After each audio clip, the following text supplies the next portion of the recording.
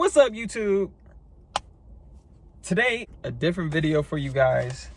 I wanted to go over all the shoes that I've been hooping with since my last performance review, and shoes that just didn't get a performance review for one reason or another.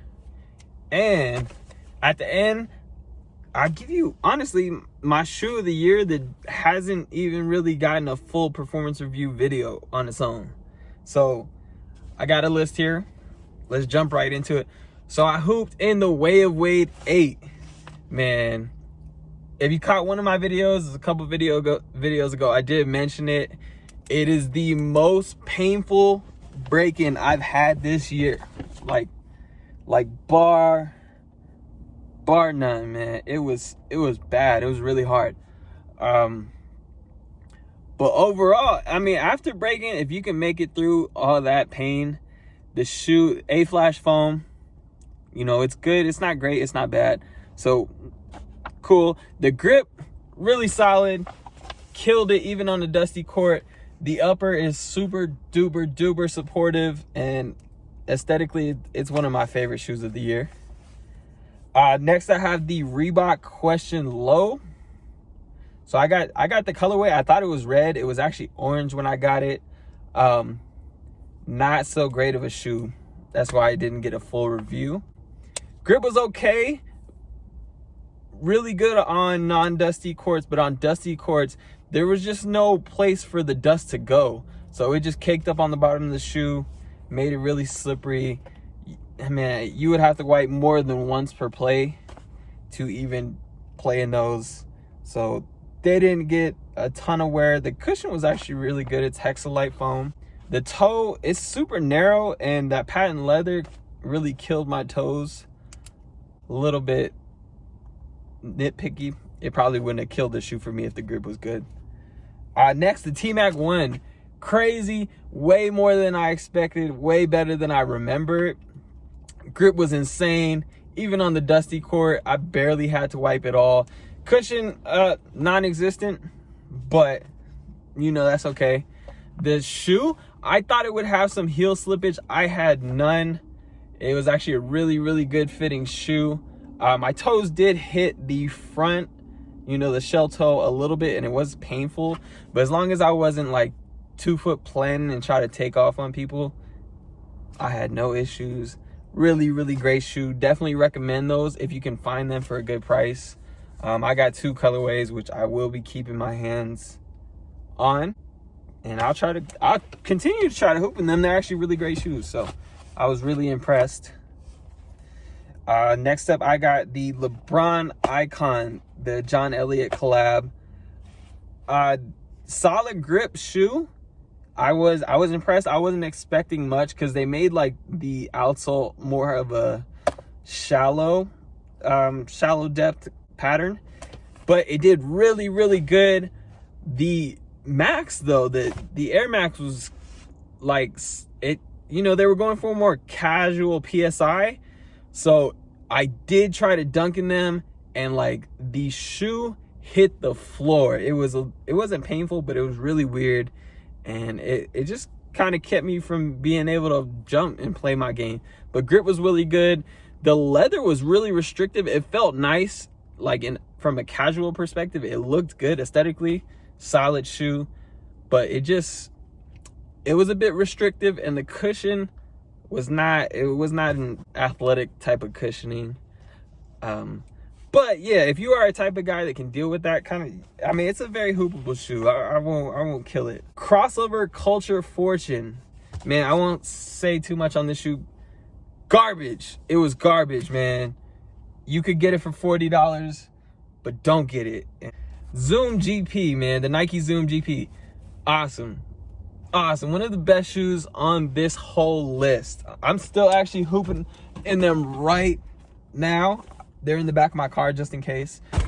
That plastic strap is really weird, but it hasn't broken on me yet, so that's nice. Materials, super premium. I love them. The leather is buttery. The suede is thin, but it's still really nice. The shoe does run a little hot, but the grip was solid, man. Like it was killing the dusty courts. I had no problem. Maybe one wipe every few plays, but solid shoe.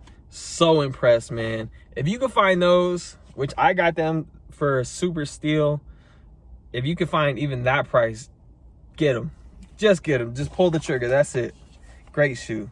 Next one, the Nike Flightposite in like the iridescent silver colorway. So this shoe, it was okay. It ran super hot. Obviously, that's what any posit shoe does.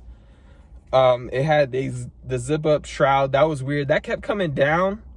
It was a little annoying, and it was really hard to get on in the first place. So, but the fit was really good. I mean, I didn't even have any pains from the beginning. It was like, you know, it was almost made for me. So that was really cool off bat. The grip was solid. I did have to wipe, you know, every few plays. It wasn't amazing. And if you guys been watching my recent videos, you know I've been playing on the dustiest court in the world, unfortunately. But yeah, so every few plays, if I was wiping, the grip was solid. The cushion, so I do believe it runs a Zoom bag, full length.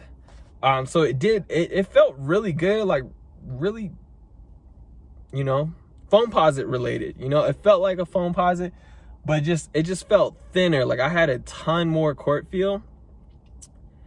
And at times that wasn't the best, because you did feel the impact a lot more. So maybe not the best shoe for everybody, but it's a real get the job done shoe.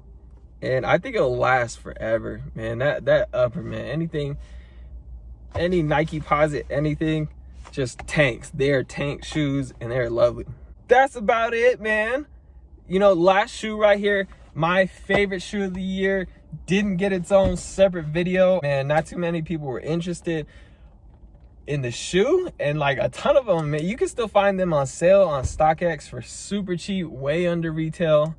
But it's the LeBron 7 in the China Moon colorway, which is the one I wanted. Man, I paid way over retail for these just because I wanted this specific colorway. Now I'll probably get them for under retail.